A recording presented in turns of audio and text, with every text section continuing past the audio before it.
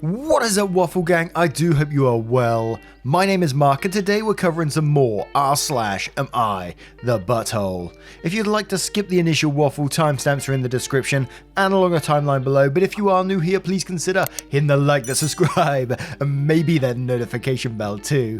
I'm not sure, I was chuckling in the middle there. But a huge thank you for taking the time out of your day to be here, and let's just crack on with today's stories. Got some spicy ones for you. So our first story is from Mr. O'Till. Am I the arsehole for publicly calling my father a coward and embarrassing him for leaving me with my Jehovah's Witness mother while he escaped? I grew up in basically a cult. When I was 9, my father got a divorce from my mum and eventually moved out to another state. He would come down and see me, and my mum made it as difficult as she could to facilitate our relationship. He remarried when I was 15 and didn't even try to get custody of me after I asked. I cut him off for a while because I felt that he abandoned me completely with my psychotic mother. I'm now 19 and I've got no contact with my mother. I stayed for a few months with my father after I moved out at 18, but he got my own place shortly after college started. My father has tried for a while to re-establish a relationship, but I'm not really up for it. I see him occasionally for dinner or on holidays, but other than that, I don't really engage with him. I find him as bad as my mother because he left me with her. Earlier this year, I was tagged in a Facebook post by my father's wife, wishing my father a happy birthday. It was also apparently a pregnancy announcement. She had the nerve to say my father was an amazing man and father, and mentioned me by name. I ended up replying, I don't consider this man a good father. He's a coward who left me with an evil mother while he created a new family. He's gonna run out on you and your kid like he did with me. He's truly a terrible human being. It caused a bit of drama and his wife ended up deleting the post entirely. I've been since contacted by members of his wife's family saying they had no idea my father was that kind of man. I ignored the messages. My father and his wife both tried contacting me, which I refused to reply to. Their child was born with severe health issues and I haven't met her yet. My father has broken down crying and apologised a few times over the past year for leaving me with my mother. He claims he was abused by my mother and didn't know how to deal with her, but I was the child who needed protecting, not him. I told him as such I have no plans to forgive him. Am I the arsehole? Now, before I say this, I'm not excusing the dad for abandoning a child like this, don't get me wrong, but it sounds like the dad was absolutely broken as well. And as I said, I'm not excusing him just leaving the child because that's just not excusable, but he sounded like he was a broken man in an abusive relationship at the same time. And it sounds like you was relying on your father to get you out of that situation and he completely failed you in that. He could, when you come of age, he could have taken you in, but he didn't. So yeah, that does make him a major arsehole in this situation, regardless of what he's been through too. And we have had some stories previously about Jehovah's Witnesses and what it's like in some of these places. So yeah, absolutely crazy stuff. But let's read some of the comments to see what they say. I'd be very interested. But Neutral Good 079 says, not the arsehole. Listen to two things that can be true here. 1. Your dad was a victim. 2. Your dad was a terrible father. These are not mutually exclusive things. Plus, his wife should not pretend that your dad was there for you. He got remarried when you were 15. Presumably for most of your adolescence, she didn't know you at all. So she couldn't be under the delusion that your dad had a role in your life. Please, if you can, seek therapy. You don't have to have a relationship with your dad, but therapy will help work through the very real trauma and disappointment you feel here. And Saturn Firefly says, not the arsehole, your father was a victim too, and he decided to get himself out, which is fair enough, but he also decided that at the expense of leaving you behind, alone, with a woman he knew was abusive. I don't know if I'd be able to forgive that, ever. As in, I wish you the best but don't ever talk to me either. So as far as I'm concerned, any relationship you have with him should always be on your terms, and he and his wife most definitely don't get to use you to display their happy family without your consent, and they deserve to be called out if they do. I agree with everyone here saying that you should do therapy, but it should be for you, not in order to restore a relationship with your father that you are absolutely entitled to choose not to have. And Raina Dull says, your feelings are valid and her parading you about as a happy child is hurtful. She brought it out for everyone to see, so you were supposed to just suffer in silence? Honestly, with your sister having health issues might get too hard for him, and it's possible that he leaves them too because he's not emotionally stable enough. And Uneven Glow says, not the arsehole, at minimum he could have gone for custody when you were a teen, old enough to tell the court what you preferred. And OP replies to that saying, "That is my whole issue with him. I'm not entirely mad that he divorced my mother and didn't get a good custody schedule for me, but when I was 15 I was able to voice my opinion and custody preference, and based on 2 other cases in my community, they would have likely done what I wanted. I even told my father that I want to go as far as talk to child services against my mother to help his case, but he didn't even try. I've never felt so betrayed." And Raysberry says, "Everyone sucks here. I can't believe I'm the only one I've sinned to say this. My mother was also a Jehovah's Witness and my parents divorced when I was around your age. They both made custody as difficult as possible for the other. Courts also generally favour the mother, so I know the struggle for your dad probably went through to get around that. But he is absolutely the arsehole for not trying to get custody when you were old enough to speak for yourself. Your mother is the arsehole for continuing to follow that cult, especially at the expense of her child. You less so than them, but you're also a slight arsehole for making that comment on a pregnancy/birthday announcement. That was not the time to publicly announce that, plus you ignored everyone after they reached out to you. Your feelings in this are understandable, but you're not handling it well, and I truly hope you get some help for this." Now I turn it to you guys. What do you guys think of this situation? Let me know in the comments below. And our next story is from a throwaway account. Am I the arsehole for losing it when my husband used my brother's surgery money to buy his dad a car? What is it with everyone using each other's surgery money just recently? I, female 25, have been married to my husband, male 27, for 2 years. My mum passed away recently, and I let my brother 16 move in with us. I'm taking care of everything for him, his education, his health, everything. He has a chronic respiratory disease and he already has savings account because my mum was saving up for his surgery in 2021. I moved the money into our account for several reasons, including issues from the bank itself. And since I work, I started contributing as well. My husband knows well that the money isn't for us just because it's in our account. I repeatedly told him that he cannot make any purchases nor move the money without talking to me to make sure we don't touch the money that belongs to my brother. I just found out 2 years ago that my husband bought his dad a car that cost nearly 13k. I was confused. I only heard this from his parents. We only had about 6k in our account aside from my brother's money. I got home and asked him where he got the money. First he said he'd talk about it in the morning because he was too tired to argue with me. My patience was running out. I asked him again and he told me he used some of my brother's money to pay for the car. I was stunned. He started making excuses about how his dad needed it and how much he was struggling and no one was willing to help. He said he didn't want to buy a cheap car so he won't have to suffer and take it to the shop every other day. I lost it. I yelled at him and told him that this money was for my brother, that my mum saved for his condition. He said that he knew and he didn't have a choice, said that he didn't want to tell me because of my reaction and that he borrowed some of the money and will find a way to pay it back soon. We got into a huge argument that lasted for 2 hours. I called his mum and told her about the car my father-in-law got, that he used my brother's money without even telling me. He lashed out at me after his mum found out and he got into an argument with his parents. He said that I shouldn't get them involved and that I should have taken his word instead of freaking out and yelling at him. I couldn't take it. I took my brother and I went to stay with my aunt. He never stopped calling and apologising, calling himself stupid and just wanted to help his dad. I haven't replied to his text and my aunt said that I shouldn't have yelled at him and instead sat down for a conversation. He keeps saying he'll pay the money back, but I know he can't. Wow, what is it with these stories where people just think they can take money that's being saved for something else and spend it without talking to their partner in any way? It is absolutely insane, and it doesn't get any better each story you read. It seems to get a little bit worse each time. Not the arsehole at all in this situation, and I'd be surprised if you don't leave this man. And I know that's, again, a very Reddit thing to say, but can you trust this person?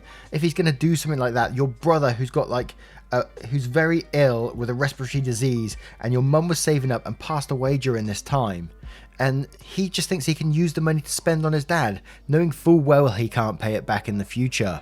Wow. But in the future, maybe you should consider keeping that money very separate from him, maybe an account he can't access, right? And I know hindsight is very easy to use in this situation, but you know, there is that. But it's all about Meow says absolutely not the arsehole. Your husband stole money from a sick minor. He is in the wrong and he needs to fix his fuck up. And Trimel000 says, not the arsehole, your husband stole from you. To be honest, you should have kept it in a separate account, but that's not the issue here. He told you I'll find some way to pay you back. That's code for I don't respect you and I'm never going to pay you back. Bunnyfeet8 says, hi OP, firstly I'm sorry you lost your mother, what an awful thing to go through so young. You sound wonderfully kind to take care of your brother like that. First, he said he'd talk about it in the morning because he was too tired to argue with me. Dear Lord, I'm already in the mood to deck this guy. Your husband most certainly did have a choice. He knew that this was not his money. Please seek legal advice to get away from him. And I know people are always quick to spout divorce, but he sounds like he just does not respect you at all. Please get written evidence from the bank of the transaction, written evidence from his parents to show that he did not have permission to use that money for a car. And Pink Gem says, not the arsehole, your aunt is wrong. You had the conversation with him. You had it before he even took the money. He's the one who didn't sit down and have a conversation with you. Not before he took the money, nor after. He tried to avoid having conversations. You should take this to a lawyer immediately. Prove the money was your mother's, saved for your brother. And Frecklebruh says, not the arsehole, this is divorce level stuff. Also for future reference, do not commingle funds like this ever again. Your brother's money should have been in a separate account. Now, I turn it to you guys. What would you do in this situation if your partner done something like this? Would you seek legal advice and maybe take him to court over this kind of thing? Sue him? What would you do? Let us know in the comments below.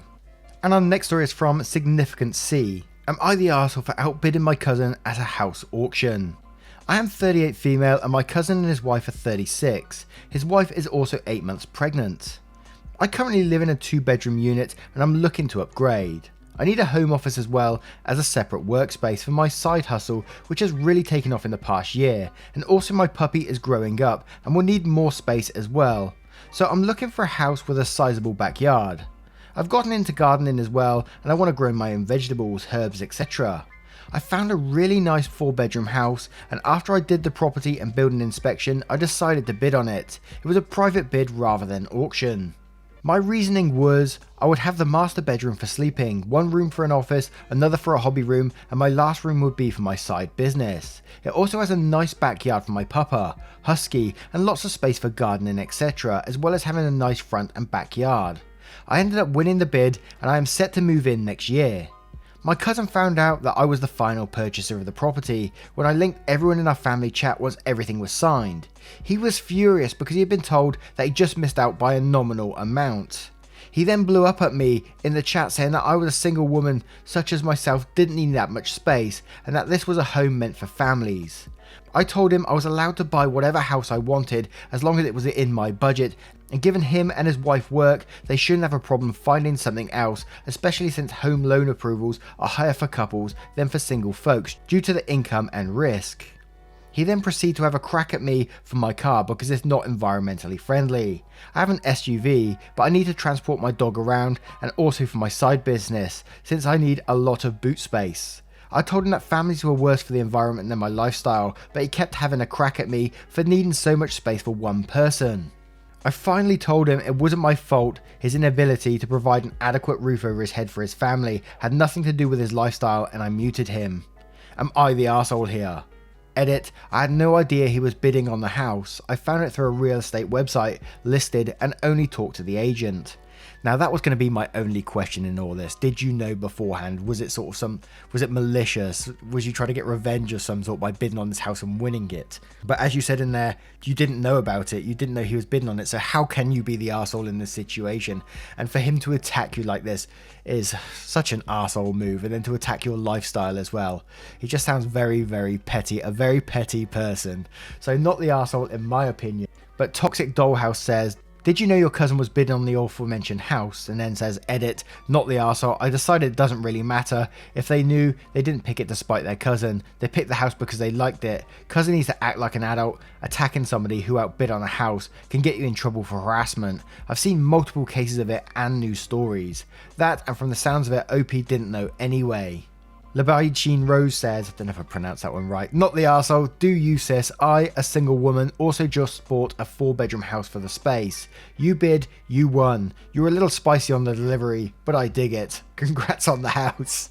I love it when people say spicy. Sray Denk says, info, how did you find the property? Did he tell you about it when you put a bid in? Did he know you was putting a bid on it before you did? And then OP replies, I found it on a real estate website, like it was mentioned in the edit.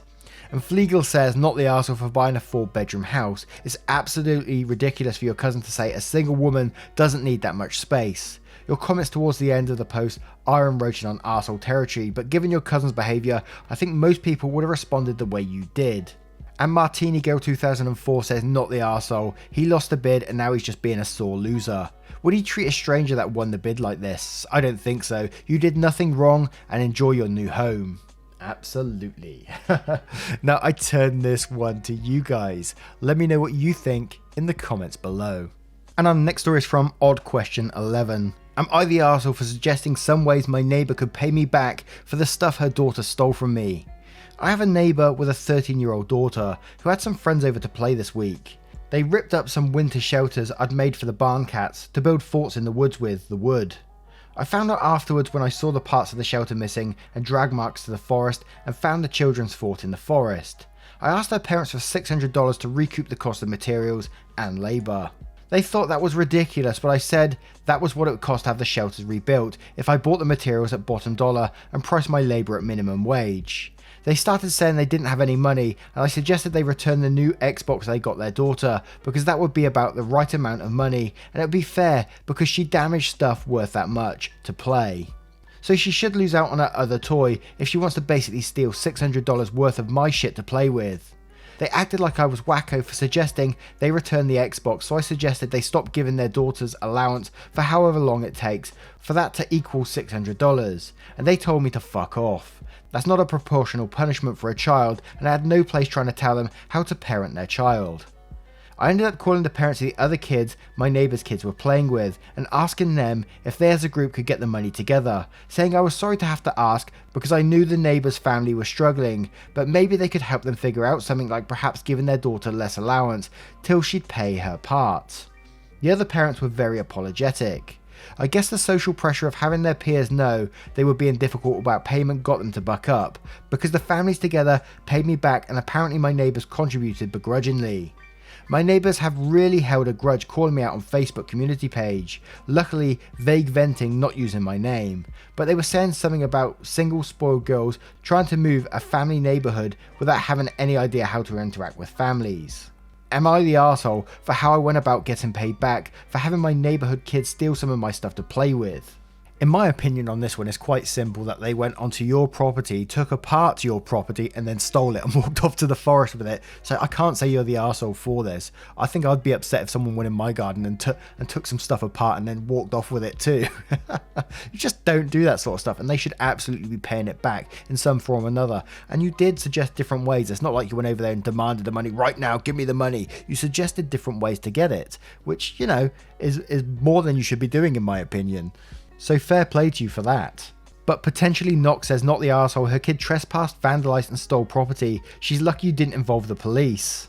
And ScoobyFan70 says, not the arsehole, their daughter damaged your property and they're responsible for the costs. They're lucky you didn't involve the police.